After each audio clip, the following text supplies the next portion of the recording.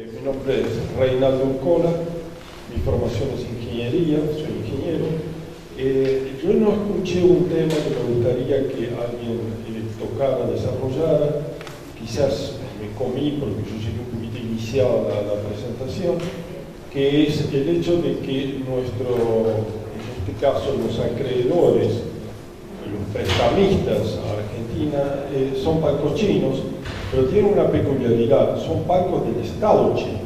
O sea, cualquier conflicto con el banco no es lo mismo que tener un conflicto con una entidad financiera multinacional, ni que fuera el FMI o que fuera el Banco Mundial, sino que un conflicto con el banco prestamista es un conflicto directo político con el Estado chino. Me gustaría que plantearan en esta situación cuál es la diferencia entre un endeudamiento, por más que de ninguna manera es ventajoso para Argentina, obviamente, pero un endeudamiento, ¿qué peligro adicional, qué riesgo adicional tiene el hecho del banco ser el Estado chino?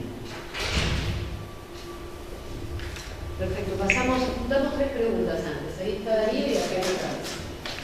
Yo quería preguntar acerca de la resistencia de la clase obrera china a la superexplotación a la que se ve sometida. Ahí veo una sonrisa de un exponente, pero escuchar algo de eso.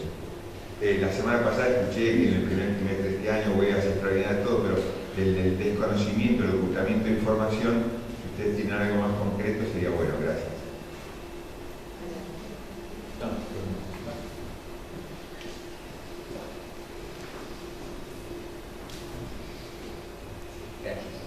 Sí, quería preguntar si podríamos desde la mesa dimensionar el alcance en tanto el riesgo que pueda generar o provocar el asentamiento de la base militar china.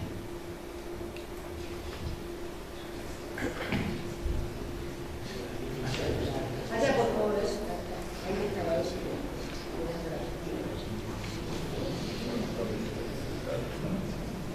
Sí, bueno, felicito por el trabajo que han hecho, la verdad que es muy claro y comparto, por supuesto, pero no sé si vale, si es posible agregar un ejemplo más a lo que ya plantearon. El caso de nuestra provincia, tenemos un problema donde se venía trabajando desde el año 2010 con la Nación y Provincia en dos acueductos que iban a ser en el norte para riego, y para mediados del año pasado nos encontramos con que el gobernador firma un convenio con los chinos para que haga en la agricultura china. Entre Ríos. Sí. Un acueducto, bueno, que además ni siquiera era necesario, pero nos despachamos con eso, fue reservado, no pudimos acceder al texto del acuerdo desde junio del año pasado, y a fin de año se presenta un proyecto de ley donde se autoriza a la provincia a endeudarse por 430 millones con un banco chino y a contratar de manera directa la construcción del acueducto con una corporación china. El presupuesto que tenía el principio de los dos acueductos eran de 90 millones y de pronto nos encontramos con que ¿cómo va a ser por 430 millones? Es decir, que el costo casi se induplicaba, y con una contratación directa con la corporación china para hacer el acueducto, donde además se ponía como garantía del pago de los fondos que recibe la provincia de la coparticipación, y en caso de diferencias con el banco chino se acudía a la legislación inglesa. Nos parecía bueno que fue un acto que abre la puerta a una corrupción enorme, porque además se sancionó, se aprobó en el Senado el 29 de diciembre en la provincia, y el 20 de enero en el Estado, ese trámite express, sin pasar por comisiones. Y en este momento, bueno, estamos en una multisectorial trabajando para lograr la derogación. Ya presentamos la semana pasada un pedido para que el Superior Tribunal lo declare inconstitucional, pero un poco el argumento, o en síntesis, que se hace una obra que no está, ni siquiera es necesaria, una mega obra, donde nosotros vamos a pagar 5 veces más a una corporación china el costo, seguramente van a ser un desastre ambiental en el norte para producir, para poner en producción zonas que están con bosque nativo, y seguramente entendemos nosotros porque va a ser una obra de riego que va a necesitar mucha energía eléctrica, es decir, que va a ser muy accesible para los pequeños productores, es probable que sean los propios chinos los que utilicen después esa producción, y en síntesis nosotros estaríamos entonces entregando nuestros recursos para que se los lleven los chinos, pero para que ellos puedan llevar, hacemos una obra que sale 5 veces más y se la pagamos nosotros, con intereses que, bueno, que son el 4%, mejor dicho, la tasa récord más del 4%. Así que está dentro un poco de este esquema que estaban ustedes mencionando. Hacemos ahí Daniel y creo que Nora, y ahí ya cerramos la primera vuelta. Bueno, igual me adelantaron una pregunta porque yo quería hacer una referencia a qué tipo de conflicto nos estamos contando con la base supuestamente para mirar la luna, como si desde China no se viera. Igual, todas estas cosas no deberían sorprendernos. Yo ya esto me lo haría cuando iba al chino y me pagaba con caramelos en vez de darme el vuelto, y cuando yo iba a pagarle no me aceptaba los caramelos. Ahí no entendía castellano.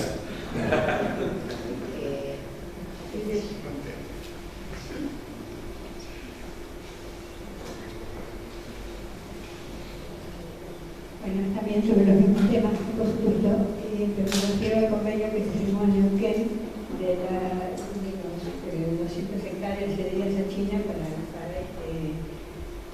establecer la base esta espacial.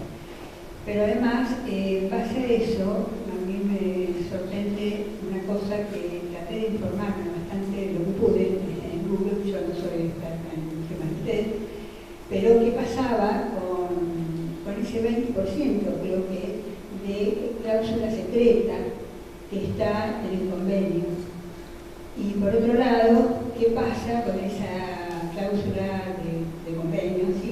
Esa es pública, que se permite a los ciudadanos argentinos ir sin ningún problema de papeles a China y a los ciudadanos chinos sin ningún problema de papeles a Argentina? Son las tres temas que, más allá de todo el desastre que se puede hacer alrededor, ¿no? Pero esos son los temas que me preocupan.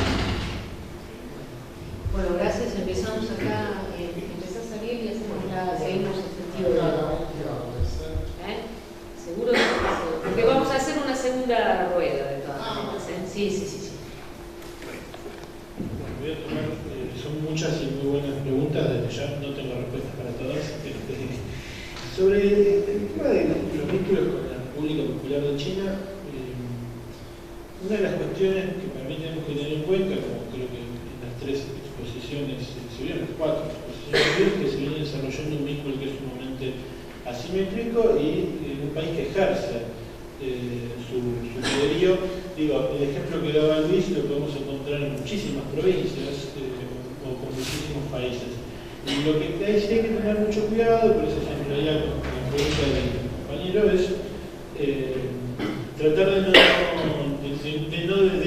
no demonizar al pueblo chino, ¿no? Es decir, una de las cuestiones que a mí más me preocupa y abordo la cuestión de la explotación de la clase trabajadora en China es que si hay algo que ha caracterizado el crecimiento de la República Popular de China es una tasa de crecimiento de la productividad muy elevada, muy acelerada, y una tasa de crecimiento del salario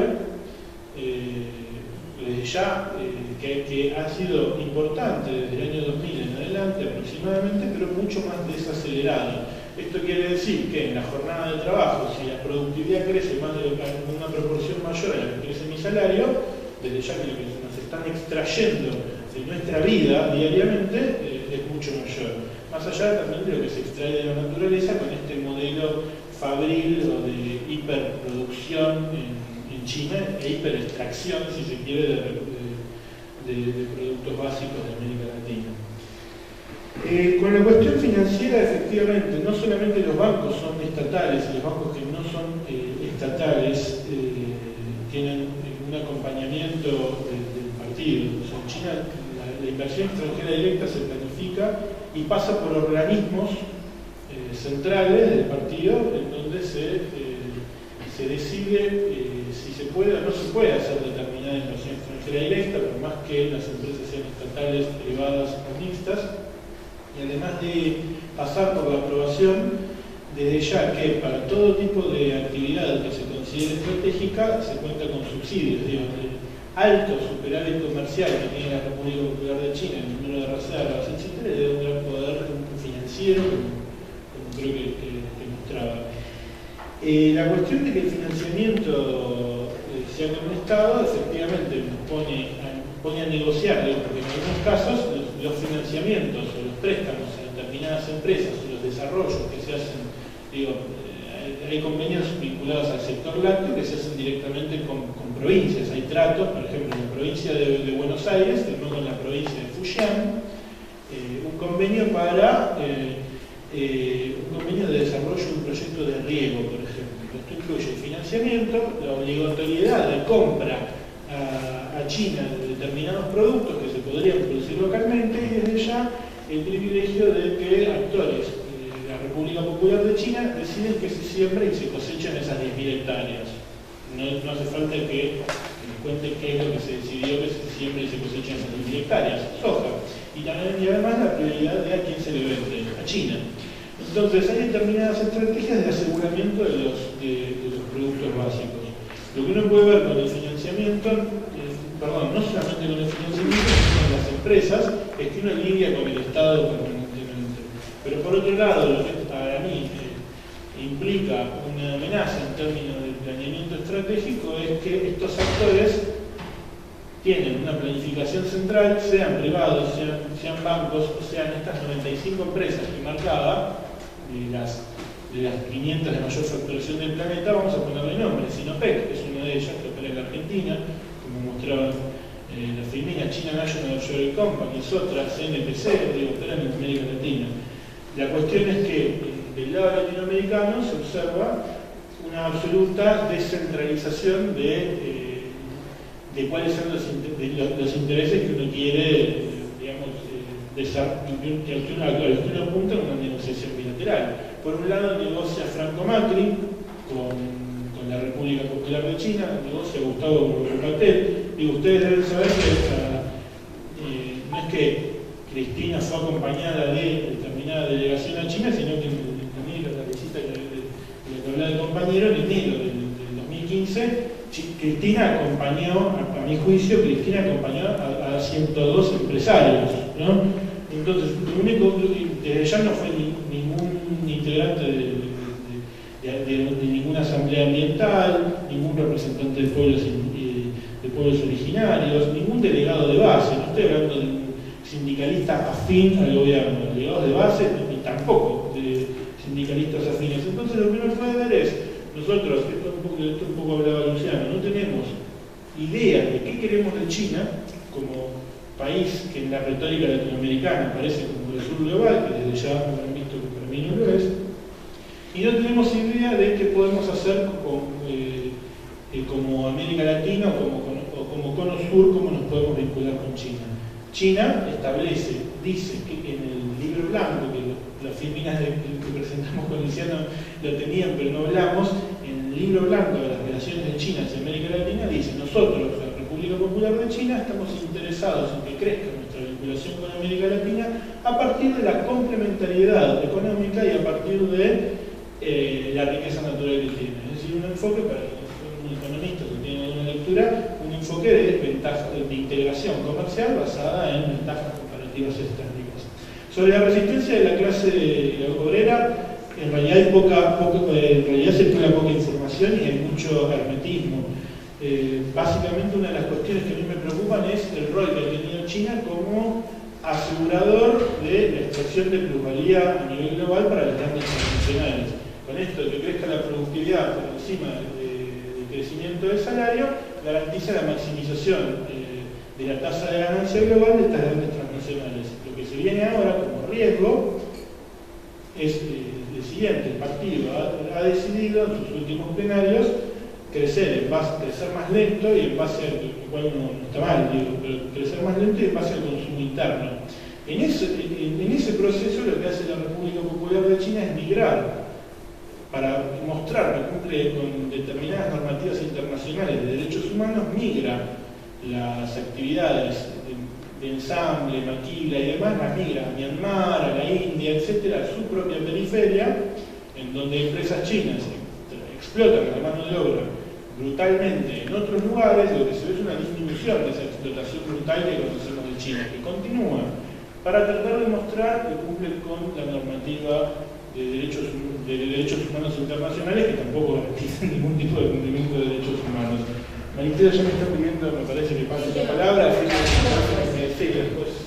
Perdón, ¿les puedo hacer una observación? Traten de estar cerca del micrófono, porque después pasa como pasa siempre, está muy lindo el video, pero no se escucha nada, ni se entiende nada, y Bueno, gracias. Hagan el esfuerzo. Gracias. También les voy a pedir que se autolimiten. Acá alguien ya más de 5 minutos, no lo hagan tan largo, así damos lugar a otra ronda de preguntas. A ver, de ping-pong sería, ¿qué pasa, qué cambio jurídico hay entre el carácter de los bancos de los chinos y un banco privado occidental? No sabría contestar.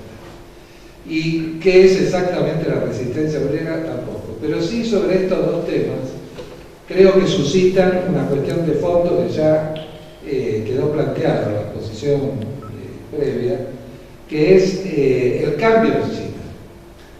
Entonces, esta China no tiene nada que ver con la China socialista, donde la planificación era la discusión masiva en medio de la revolución cultural y demás movilizaciones que encabezaba el partido, el nuevo sector de China, donde masivamente se discutía qué producir, cómo producir y cómo distribuir la producción. Y sobre esta discusión se establecía el plan. Entonces, ese tipo de planificación, que es la única planificación que tiene carácter socialista, porque la otra planificación no es socialista. Esa planificación no existe más así en China. Ahora, esta planificación de la que se hablaba recién, es la planificación de inmensas corporaciones. O sea, el ICBC, que se radicó en la Argentina, es el banco más grande del mundo. Jurídicamente no sé las consecuencias, pero imagino que van a ser terribles. O sea, es el banco más grande del mundo. Entonces, esas corporaciones son las que deciden qué se invierte, cómo se invierte y cómo se distribuye el invertido. Por lo tanto, claro, surge una resistencia inmensa sobre la que voy a hacer una sola referencia para ir rápido, que sería, la tasa de productividad tuvo en las primeras décadas de la restauración capitalista comerse la base socialista. O sea, era una clase obrera en China que tenía educación gratuita, salud gratuita, transporte gratuito, condiciones de vivienda gratuitas.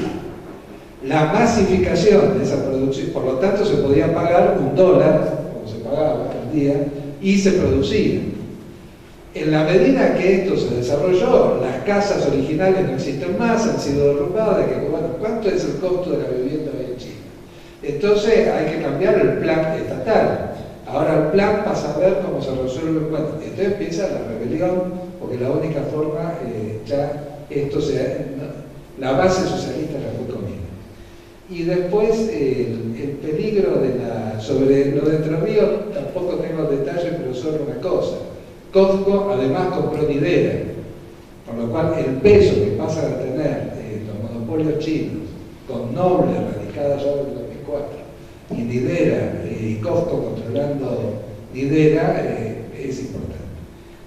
Y sobre la base militar, quiero decir, me parece que las consecuencias ya empezaron. O sea, no es qué consecuencias vamos a tener.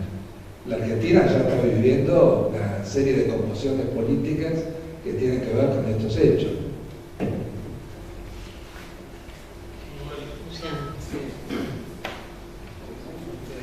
Algo que agrega el tema de Costco y el grupo Noble que recién mencionaba, la pregunta del compañero, también el tema del grano carne. O sea, tiene acceso a toda la zona productiva de la soja y al mismo tiempo a la extracción del crudo de petróleo en la Patagonia.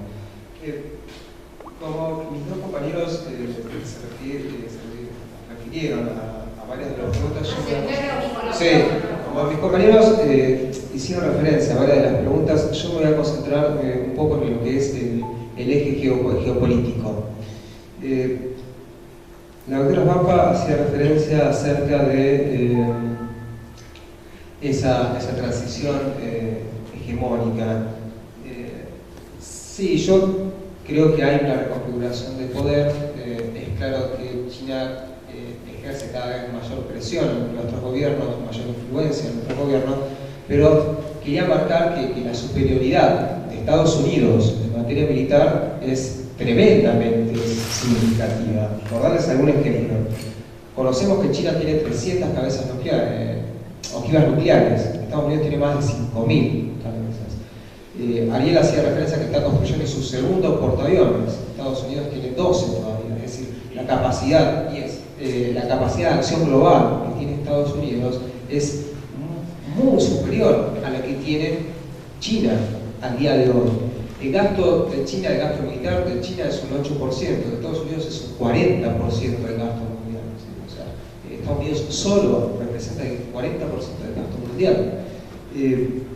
No obstante, es cierto esto. Del año 2004 al presente, el gasto militar de China creció 196%. El de Estados Unidos solo un 40%. Es decir, se está dando un cambio en materia militar en China. Ahora bien, a medida que se contrae el PBI de Estados Unidos, que tiene una economía en recesión, cada vez le cuesta más, en términos relativos, mantener ese aparato militar. En contraste, China, que está en una clara expansión económica, es decir, su PBI crece de manera constante a tasas de 2 dígitos, cada vez le cuesta menos modernizar e incrementar el gasto militar en términos relativos. Dicho esto, abordemos ahora la geopolítica de China con América Latina. El primer punto para tener en cuenta es por qué China busca negociar en términos bilaterales. Cuando América Latina estaba negociando con Estados Unidos el ALCA, China estaba sentada mirando qué es lo que pasaba. Es decir, América Latina se pudo imponer en una negociación multilateral al hegemón, a la superpotencia. Bueno, justamente China comprendió que no tiene que negociar en términos multilaterales con América Latina. Es decir, rige su política por el viejo principio del realismo político: divide y reinarás. No solamente en América Latina los gobiernos están luchando para ver quién atrae más inversión, sino que también estamos desintegrando la integración productiva que veníamos construyendo hace 2 décadas para ver quién le puede meter un poco más a China. Entonces, en ese contexto de que China comienza a ejercer más influencia en la región, China comienza a exigir. Y subrayo esta palabra, a exigir. ¿Sí? Si alguien me está exigiendo algo, no estamos en relaciones de igualdad. Hay una asimetría, hay una desigualdad. Bueno, justamente, China es una gran potencia, nosotros seguimos centrados en la siguiente diferencia. El hermetismo de la diplomacia. A ver, siempre hay cláusulas secretas en los tratados que se negocian además. El tema es por qué en el año 2004, cuando se firma la asociación, el memorándum fue público y pudo ser visto por cualquiera, y cuáles son las cláusulas secretas a las cuales no estamos teniendo acceso. Eso es lo que genera. O sea, no podemos profundizar en los análisis, no podemos saber el estado real porque está cerrado. A ver, ni siquiera se le quería dar tratamiento en el Congreso. Hubo que ejercer presión para que estas cuestiones se debatieran en el Congreso. En segundo lugar, hay una pérdida de soberanía. ¿Sí? Esa es la implicancia que tiene, no solamente la base militar, o sea, hay una pérdida de soberanía para tomar decisiones. China está exigiendo. Cuando el Congreso entró en receso y no quiso tratar la cuestión de la base espacial, vamos a decirlo por ahora, de la base espacial, al día siguiente el embajador chino llamó al canciller y al ministro debido para que le dieran explicaciones. O sea, a ver, no es tan loco pensar de que China cada vez ejerce más presión cuando uno empieza a leer entre líneas cuál es el comportamiento que tienen. Una base militar china en la región cambia todo, absolutamente todo. Es decir, ese cambio de hegemonía se va a acelerar rotundamente. Es decir, por primera vez va a haber un Estado, que no es Estados Unidos, que va a tener una presencia militar en el continente. Se acaba la doctrina Monroe, América para las Américas, punto, final. Se cerró el capítulo, estamos en un nuevo capítulo. ¿Sí? Y por otro lado, algo que no tenemos que perder de vista es el tema de la paradiplomacia. Es decir, la diplomacia que desarrollan las provincias. A partir de la reforma constitucional de 1994, la última, las provincias tienen mayor autonomía para manejar sus asuntos exteriores. Bueno, esto también genera una fricción entre el gobierno provincial y el gobierno federal. Las provincias están negociando directamente con China sin pasar por el gobierno federal. O sea, también estamos perdiendo soberanía para implementar y desarrollar la política exterior. Esas son algunas consideraciones que yo quería hacer acerca de la geopolítica y cómo vamos perdiendo soberanía frente a esos cambios.